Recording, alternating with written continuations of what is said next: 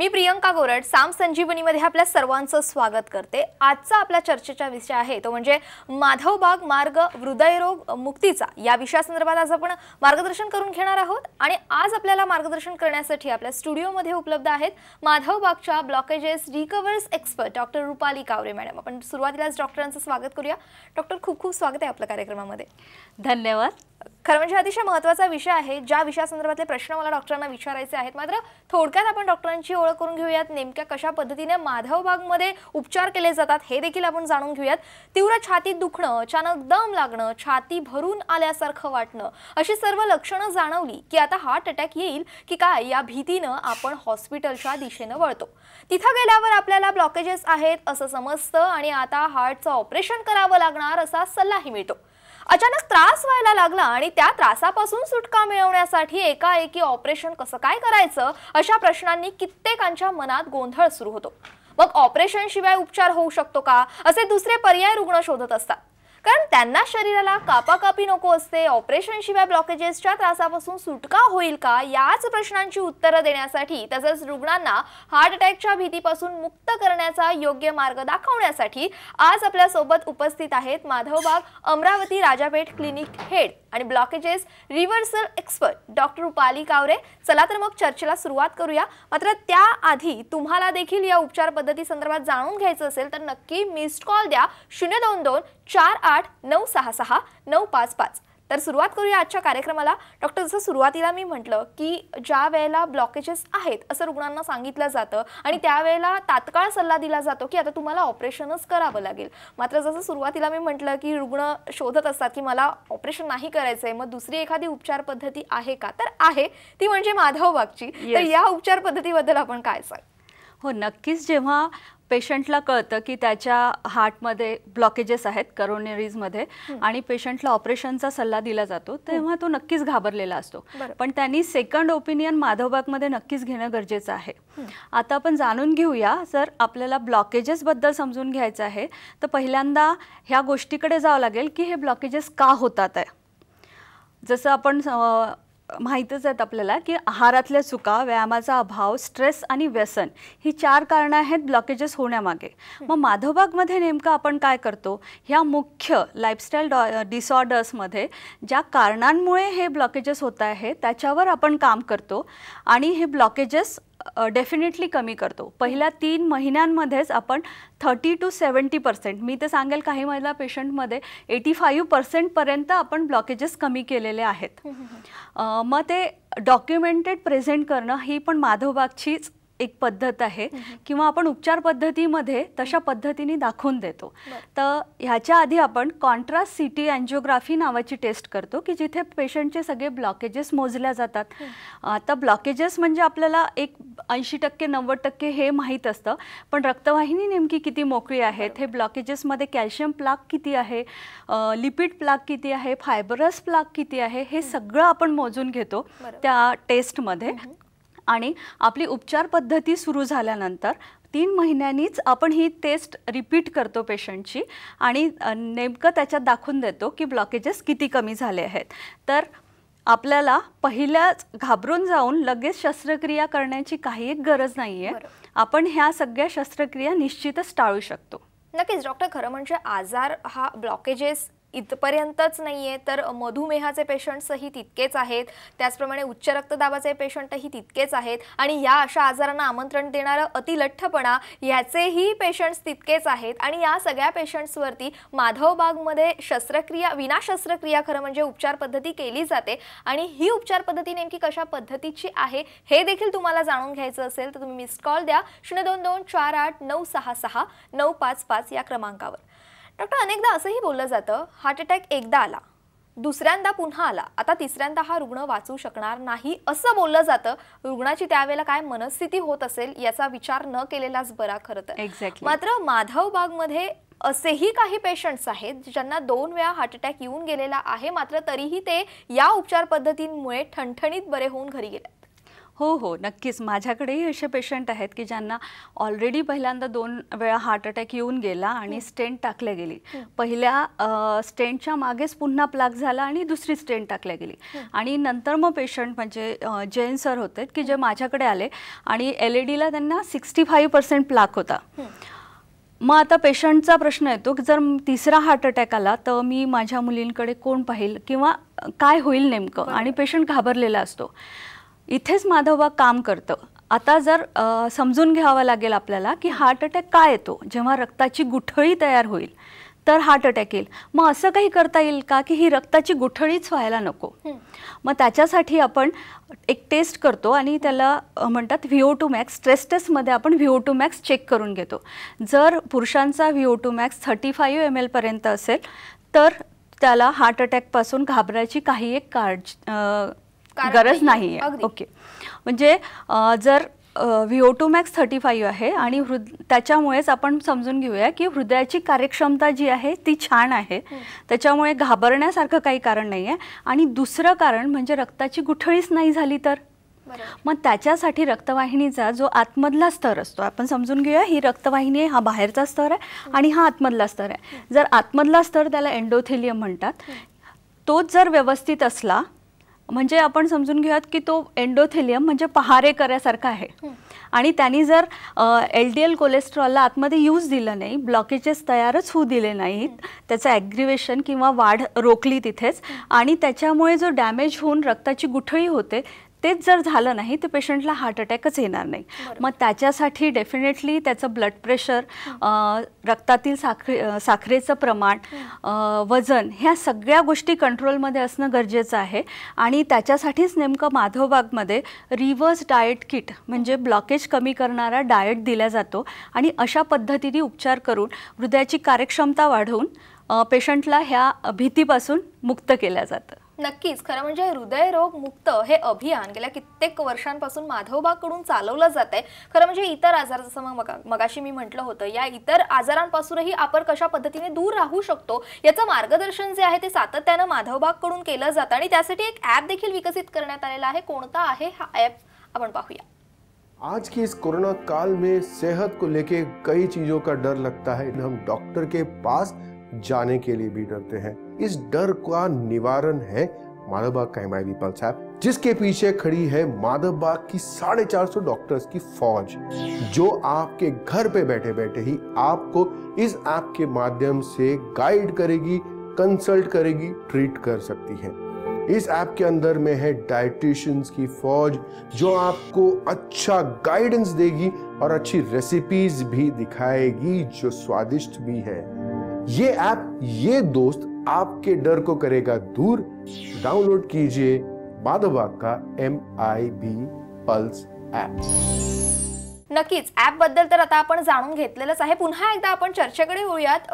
Doctor, खरं म्हणजे असंही अनेकदा होतं की हृदयाची जी रक्तवाहिनी आहे यामध्ये 80% 90% ब्लॉकेजेस आहेत आणि अशामध्ये रुग्ण अगदीच घाबरलेले असतात. म्हणजे कशा पद्धतीने सर्व्हाइव्ह करतोय असाही प्रश्न असतो. हो, नक्कीच. जेव्हा पेशंटला कळतं की त्याच्या हृदयाच्या रक्तवाहिनीमध्ये 80% 90% ब्लॉकेजेस आहेत तर तो नक्कीच घाबरलेला असतो आणि त्याला प्रश्न पडतो. म्हणजे माझे एक पेशंट होते श्री संजय चापके की ज्यांच्या अँजिओग्राफीमध्ये 100% ब्लॉकेजेस होते आणि रक्तवाहिनीची म्हणजे लेफ्ट मेन ज्याला म्हणतो की जिथून रक्तवाहिनी सुरू होते तिथे 80% ब्लॉकेजेस होते आणि ह्या पेशंटला त्वरित बायपास सर्जरी करण्याचा सल्ला दिला गेला. मग पेशंट माझ्याकडे आल्यावर त्याचं काउन्सिलिंग झालं आणि त्याचा प्रश्न होता की मॅडम, मग मी जिवंत कसं आहे? जर माझ्या 2 रक्तवाहिन्यांमध्ये 100% ब्लॉकेजेस आहे तर नेमका मी जिवंत कसं आहे? आता पेशंटला काय वाटतं की जेव्हा 100% ब्लॉक आहे ना तर पुढे रक्तपुरवठा होतच नाही. असं नसतं. ही जी गुठळी आहे ती चरबीची गुठळी आहे आणि त्याला आपण म्हणू की त्याच्यातून रक्तप्रवाह समोर जात असतो. फक्त होतं काय, जेव्हा आपण बसलो आहोत तेव्हा आपल्याला आपल्या हृदयाला रक्तपुरवठ्याची गरज आहे 225 ml ची आणि जेव्हा आपण चालायला लागतो किंवा काही वर्क करतो पेशंट तेव्हा त्याला रक्तपुरवठ्याची गरज असते 750 ml ची. आणि हा रक्तपुरवठा जेव्हा मिसमॅच होतो म्हणजे जे डिमांड आहे तेवढा सप्लाय होत नाहीये कारण इथे ब्लॉकेजेस आहे आणि मग पेशंटला छाती दुखून यायला लागते, छातीवर दाब आहे असं समजतं, दम लागून येतो, चालताना दम लागायला लागतो, डावा हात दुखायला लागतो आणि मग पेशंट डॉक्टरकडे जातो आणि तेव्हा त्याला ब्लॉकेजेस असलेले समजतात. पण हे ब्लॉकेजेस काही एकाएकी होणारी गोष्ट नाही. म्हणजे समजा जर आजच मला अँजिओग्राफी झाली माझी आणि मला समजलं की 80-90% ब्लॉक आहे, तर हे साधारणतः एखाद वर्षापासून आपण म्हणू शकू की त्या सगळ्या गोष्टीची प्रोसेस सुरू झालेली आहे. आणि मग आपल्याला समजल्यावर म्हणजे अँजिओग्राफी झाली तेव्हा पेशंटला वाटतो की हे आत्ताच झालेले आहेत का. तर पेशंटला घाबरून जायची काही गरज नाही आहे आणि आपण हे ब्लॉकेजेस नक्कीच कमी करू शकतो की ज्याच्यामुळे पुढचा जो रक्तपुरवठा आहे तो व्यवस्थित होईल. नक्कीच डॉक्टर. खरं म्हणजे आता जसं आपण सांगितलं की चालताना धाप लागणे, दम लागणे किंवा मग हात दुखणे डाव्या साईडचा आणि अशा पद्धतीची लक्षणं आढळल्यानंतर रुग्णांनी देखील त्वरित डॉक्टरांचा सल्ला घेणं हे तितकंच गरजेचं आहे, नाही का? खरं म्हणजे याच संदर्भात अधिक माहिती डॉक्टरांकडनं मला जाणून घ्यायची आहे. मात्र त्यापूर्वी डॉक्टरांनी असे काही पेशंट्स आहेत ज्यांना अगदी 80-90% ब्लॉकेजेस होते, मात्र त्यांच्यावरती विना शस्त्रक्रिया त्यांना या त्रासातून बाहेर काढलेला आहे. हृदयरोग मुक्तीकडे त्यांचा प्रवास हा सुरू झालेला आहे. कशा पद्धतीचा त्यांचा हा प्रवास होता त्यांच्या तोंडूनच आपण ऐकूया. सुरेश गुरुवंतराव कुंभलवार, राणा चांदूरबाजार. गेल्या वर्षी मला चालताना थकवा जाणवत होता, पुष्कळ घाम येत होता आणि एक प्रकारची अस्वस्थता जाणवत होती. त्यामुळे मी माझ्या मिसेससोबत माधवबाग अमरावती क्लिनिकला आलो. या ठिकाणी मला डायबेटिक्स त्याचप्रमाणे हृदयासंबंधीचा आजार आहे हे कळलं. त्याच ठिकाणी डायबेटिक्सची टेस्ट केली असता HbA1c जी होती हे 9.8 होते आणि ब्लॉकेजेस जे होते हे 100%च्या जवळपास होते. या ठिकाणी मग माझ्यावर पंचकर्म, डायट, त्याचप्रमाणे व्यायाम आणि मेडिसिन याच्या माध्यमातून उपचार सुरू झाले आणि हे करत असताना वेळोवेळी मिळणारं मार्गदर्शन आणि सूचना याची अंमलबजावणी मी करत गेलो. योग्य जीवनशैलीचा अवलंब केला आणि सकाळी 5 वाजता उठल्यानंतर व्यायाम, डायट, मेडिसिन आणि पंचकर्म याचा अवलंब केला. त्यामुळं 3 महिन्यानंतर मला डायबिटीसमधून मुक्त होता आलं. त्याचप्रमाणे माझे जे ब्लॉकेज होते हे 70% कमी झाले आणि मला अतिशय आनंद झाला. आज मी अतिशय आनंदमय जीवन जगत आहे. याचं पूर्ण श्रेय हे माधवबागला जाते, माधवबागच्या टीमला जाते, डॉक्टर रुपाली कावरे यांना जाते.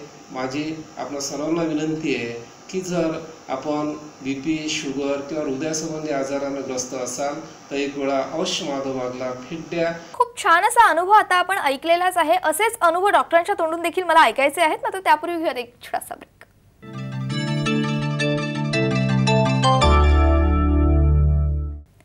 ब्रेक नंतर आपलं पुन्हा एकदा स्वागत. डॉक्टर, आता अतिशय महत्त्वाचा प्रश्न मला तुम्हाला विचारायचा आहे. अनेकदा असं होतं की रुग्णांना काहीच अशी लक्षणं आढळत नाहीत, मात्र तरीही अनेक रुग्ण हे सजग असतात आणि ते डॉक्टरांकडे येतात की मला माझं बॉडी चेकअप करून घ्यायचं आहे आणि मग या चेकअपमध्ये कळतं की ब्लॉकेजेस आहेत. मग अशामध्ये रुग्ण घाबरून जातात. त्यांना असं वाटायला लागतं की आता आपल्याला थेट ऑपरेशनच गाठावं लागणार आहे, ऑपरेशन थिएटर गाठावं लागणार आहे, ऑपरेशनच करावं लागणार आहे.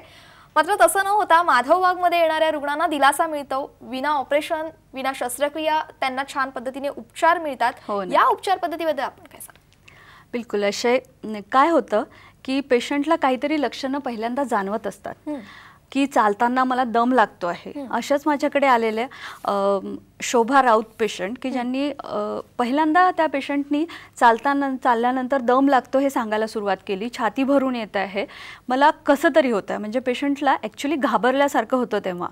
आणि मग मी त्यांचा रेस्टिंग ECG तो बऱ्यापैकी 80% लोकांचा नॉर्मल येतो आणि त्याच्यानंतर मी त्यांना एक टेस्ट केली, वॉक टेस्ट. आपण 6 मिनिट वॉक टेस्ट किंवा स्ट्रेस टेस्ट करून घेतो, TMT, आणि त्याच्यामध्ये मला सगळे ECGमध्ये बदल दिसले. मग मी पेशंटला लिपिड आणि 2D इकोसाठी पाठवलं. 2D इकोमध्ये पण रेस्टिंगला चेंजेस दिसायला सुरुवात झाली पेशंटच्या याच्यात. आपण म्हणतो की वॉलला मोशन ॲबनॉर्मिटी, हायपोकायनेझिया दिसायला लागला. तर ह्या पेशंटला मग मी कॉन्ट्रास्ट CT अँजिओग्राफीसाठी पाठवलं आणि तिथे आपल्याला ब्लॉकेजेस दिसून आले. बरं. 90% पेशंटला प्लाक होता आणि डेफिनेटली पेशंटला आता हे कळलं नव्हतं की मला हार्ट डिसीज आहे. तो जस्ट चेकअपला आला होता की मला हे असं घाबरल्यासारखं होत आहे चालल्यानंतर. आणि त्या पेशंटला जेव्हा आपण ह्या टेस्ट केल्या आणि सगळं लक्षात आलं आणि आपण ट्रीटमेंट स्टार्ट केली, आपले पंचकर्म स्टार्ट केले, जसं जसं पंचकर्म पुढे जातं तसं तसं पेशंटला म्हणजे दम लागणं कमी होतं, छाती भरून येणं कमी होतं, त्यांना त्यांचं थायरॉईड पण त्या सगळ्या गोष्टी नॉर्मल आल्या आणि रक्तपुरवठा ट्रीटमेंट बाय ट्रीटमेंट वाढत जातो आणि पेशंटचे सगळे लक्षणं कमी होतात. आणि 3 महिन्यानंतर आपण पुन्हा जे मागे मी सांगितलं होतं की कॉन्ट्रास्ट सिटी अँजिओग्राफी टेस्ट करून घेतो आणि तिथेच डेफिनेटली आपल्याला 70 ते 80% त्यांचे ब्लॉकेजेस रिव्हर्स झाले आहे हे आपल्याला दिसून आले. आणि पेशंटची त्याच्यानंतर आपण TMTला की जो पेशंट एक ठराविक अंतर म्हणजे 100 मीटर पण चालल्यानंतर त्याला छातीमध्ये दुखून यायचं, तो 3 किलोमीटर चालू शकतो. आता हे का चालू शकतो पेशंट? कारण जितकी त्याला डिमांड आहे त्या वर्कआउटला करायसाठी ती फुलफिल होते आहे आणि त्याच्यासाठी जो अडथळा होता ब्लॉकेजेस ती डेफिनेटली कमी झाली आहे. त्याच्यामुळेच त्याला हे चालताना दम लागत नाही, ह्या त्रासापासून त्याची मुक्ती झालेली आहे. नक्कीच. खरं म्हणजे इतर आजार आहेत, या आजारातूनही तुमची मुक्ती होऊ शकते आणि त्यासाठी मिस्ड कॉल द्या 02248966955 या क्रमांकावर. पुन्हा एकदा चर्चेला सुरुवात करूया. डॉक्टर, काही पेशंट्स असे आहेत की त्यांना ऋतूनुसार त्यांच्यामध्ये बदल होतात शरीरामध्ये आणि त्रास व्हायला सुरुवात होतात. स्पेशली हृदयाशी संदर्भात जे आजार आहेत या संदर्भातील जे रुग्ण आहेत त्यांना ऋतूनुसार बदल व्हायला सुरुवात होतात, त्रास होतात, त्याबद्दल काय सांग? हो नक्कीच. आता काय होतं की नेमकं हृदयरोग म्हटला की छाती भरून येणे, छाती दुखणे, दम लागणे असं आपण म्हणू, म्हणजे बेसिकली हे लक्षणं महत्त्वाची असतात. पण जे अस्थमॅटिक पेशंट असतात त्यांना पण अशा पद्धतीने त्रास होतो आणि जेव्हा ऋतू बदलतो म्हणजे पाऊस पडला आहे किंवा थंडी आहे तेव्हा हे सगळे सिम्पटम्स ॲग्रिवेट होतात. आणि मग अशा पेशंटसाठी पण आपण जी थेरपी करतो, पंचकर्म करतो, त्याच्यामध्ये आपण हृदयधारा देतो आणि छातीवर लेप लावला जातो औषधांचा की ज्याच्यामुळे कफ पातळ होतो, ब्रॉन्कोडायलेटेशन होतं आणि हृदयासोबतच आपण लंग्सला पण तितकंच महत्त्व देतो की जो ऑक्सिजन आपण म्हणूया की जी प्रोसेस आहे प्युरिफिकेशनची ती प्रॉपरली होणं सुरू झाली आणि त्याच्यामुळे जे हृदयाची जी कार्यक्षमता आहे ती पण वाढली. म्हणजे आता आपण इथे दोन्ही पद्धतीने काम करतो पेशंटच्या आणि ऋतूनुसार त्यांना जे त्रास आहेत ते नंतर ट्रीटमेंट नंतर ते सगळे म्हणजे आता थंडीत पेशंटला त्या पद्धतीने त्रास होणार नाही. अशा पद्धतीनेच आपण इथे करतो ट्रीटमेंट. नक्कीच. खरं म्हणजे आता तुम्हाला असा प्रश्न पडला असेल की ही ट्रीटमेंट किंवा माधवबागचं क्लिनिक हे फक्त महाराष्ट्रामध्येच असतील, तर असं नाहीये. तुम्ही महाराष्ट्राच्या बाहेर MP मध्ये, UP मध्ये, गुजरातमध्ये किंवा कर्नाटकमध्ये, पुढे दिल्लीमध्ये जर का राहत असाल तर तिथेही तुम्हाला उपचार घेता येणार आहेत माधवबागचे. मिस्ड कॉल देऊ शकता मगाशी मी जो क्रमांक तुम्हाला सांगितला त्या क्रमांकावरती. डॉक्टर, खरं म्हणजे अनेकदा जसं मगाशी मी म्हटलं की मधुमेह असणारे रुग्ण तितकेच आहेत किंवा मग उच्च रक्तदाब असणारे रुग्ण तितकेच आहेत, अतिलठ्ठपणा असणारे रुग्ण तितकेच आहेत आणि हे 3-4 आजार हे हृदयरोग असणाऱ्या रुग्णामध्ये देखील आढळून आले की मग थोडं क्लिष्ट व्हायला सुरुवात होतं की इतरही आजार आहेत, आता हृदयरोगाचा पण आजार आला, आता काय करावं असा प्रश्न रुग्णांना पडतो. त्यासाठी नेमकी काय ट्रीटमेंट आहे? अगदीच. कारण हे ना रिस्क फॅक्टर आहे हार्ट डिसीजसाठी. म्हणजे डायबिटीज झालं, ब्लड प्रेशर आणि लठ्ठपणा. हो, ठीक आहे. आता हे जे सगळे आजार आहेत ते महत्त्वाचे आहेत, पण त्याच्यापेक्षा सगळ्यात महत्त्वाचा प्रश्न आहे आता तो येऊन ठेपला आहे की ब्लॉकेजेस तयार झाले आहेत पेशंटला आणि रक्तपुरवठा खंडित होता, आता छाती दुखते. आता इमर्जन्सीत सगळ्यात पहिले आपल्याला ब्लॉकेजला ट्रीट करणं अतिशय गरजेचं आहे. ते कमी करून घेऊया. ब्लॉकेज कमी झाले की हृदयाचा रक्तपुरवठा वाढतो आणि नंतर त्याच्यासोबतच आपण दुसऱ्या गोष्टीकडे म्हणजे मधुमेह आहे, वजन वाढलेलं आहे पेशंटचं, ब्लड प्रेशर वाढलेलं आहे, त्या सगळ्या गोष्टीवर काम करावंच लागतं. कारण ती कारण आहे की ज्याच्यामुळे ब्लॉकेजेस झाले. एकदा आपण कमी करून दिलेले आहेत ब्लॉकेजेस, पण ते पुन्हा होऊ नये म्हणून काय, तर ह्या सगळ्या रिस्क फॅक्टरला कंट्रोल करणं आणि रिव्हर्स करणं हेही तितकंच महत्त्वाचं आहे. मग पेशंटची आपण HbA1c नावाची टेस्ट करून घेतो. जसं माझ्याकडे आलेले कुंभलवार पेशंट होते की जे पहिल्यांदा आम्ही HbA1c केल्यावर डायग्नोज झाले की ही इज डायबिटिक पेशंट आणि तोपर्यंत पेशंट पेशंटला माहीतच नव्हतं की त्यांना डायबिटीज पण आहे.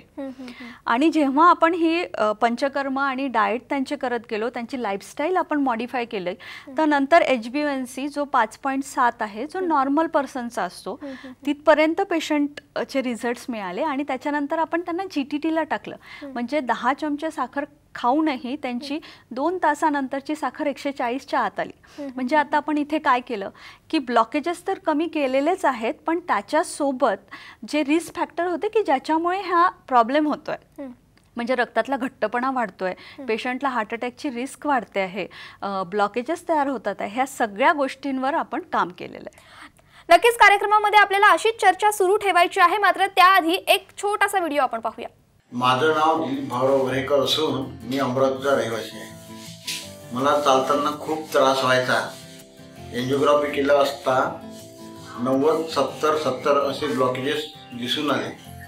बायपास करण्याची मला सल्ला दिला होता, परंतु मी माधवबाग या ठिकाणचं औषध घेतलं, त्यामुळं मला खूप आराम आहे. आता पहिले इतकं त्रास होत नाही. त्यांनी जे ट्रीटमेंट दिलं, जे खायला लावलं, त्याप्रमाणे वागलो. आज मला खूप आराम आहे.